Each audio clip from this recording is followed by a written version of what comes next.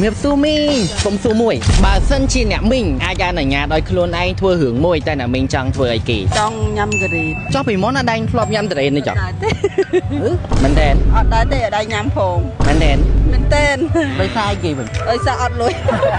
Tôi đã đai nhâm tệ vì môn tế. Hay cả ní nhôm nâng có đo. Học cái có tới ai nhà đòi khuôn anh nhâm tệ. Nhôm chu nè mình, đắp mơn điều. Tái đắp mơn ní. Nhôm cho ai nè mình, tới ai nhà đòi khuôn anh nhâm tệ. Hơi ba nát. Tới ba. Mặc trong mẹn tên tới tăng vì tôi đó thôm mà đó là dụ bên ní. Nè mình đai nhâm tệ thì. Ở đây nhâm phồng. Ọt mơn tên. Chung ខ្ញុំសួរបញ្ជាក់គាត់នេះគឺដោយសារតែគាត់អាយុ40ឆ្នាំជាងហើយតែអត់ដែលបានញ៉ាំត្រេនពីមុនមកទេគឺថ្ងៃទី1ហើយលើកទី1ដែលបានញ៉ាំទុរេន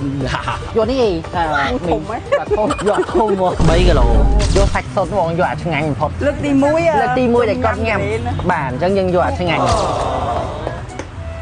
បងចានេះទុំណែ the best ហ្មងអ្នកជំនាញគេរើសមកហើយអានេះhơiឆ្ងាញ់បបិសោតញ៉ាំត្រេនលើកទី1ដាក់ឆ្ងាញ់ឲ្យបណ្ដោយ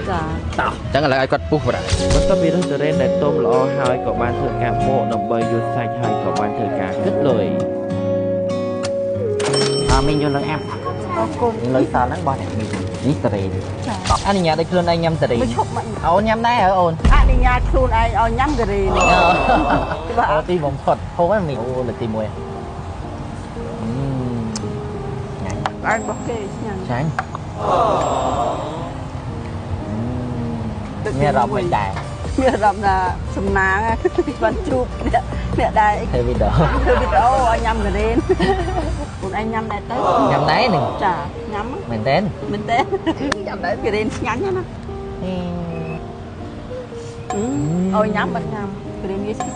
ngắn mình tên phải chắc mà สบายចិត្តហើយជូនពរគាត់សុខសប្បាយហើយឲ្យគេស្រឡាញ់ឲ្យច្រើន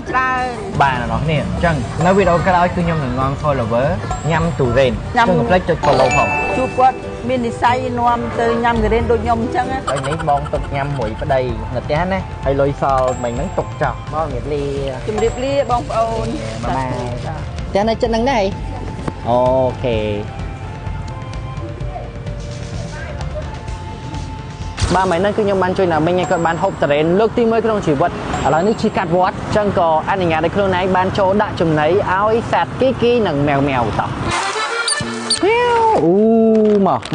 សម្រាប់ចំណីដែលខ្ញុំយកបានមកដាក់ឲ្យម៉ែវថ្ងៃនេះគឺជាផលិតផលរបស់កូនខ្មែរថ្មីដែលមានឈ្មោះថាចំណីហើយចំណីគឺល្អស័ក្តិសមខ្លាំងមែនទែនសម្រាប់គីក៏ដូចជាម៉ែវព្រោះថាចំណីគឺសម្បូរទៅដោយសារធាតុចិញ្ចឹមដែលអាចធ្វើឲ្យគីឬក៏ម៉ែវមានសុខភាពល្អដោយសារការផលិតរបស់គេគឺស្របតាមស្តង់ដាររបស់ប្រទេសអង់គ្លេសហើយគឺធ្វើមកពីសាច់ពិតតែម្ដងអញ្ចឹងបងប្អូនទាំងអស់គ្នាកំពុងតែតាមរកចំណីសម្រាប់គីឬក៏ម៉ែវរបស់បងប្អូនទាំងអស់គ្នាកុំភ្លេចនឹកឃើញដល់ចំណីមកទូរស័ព្ទនឹងសល់ប្រហែលភាគរយដែរ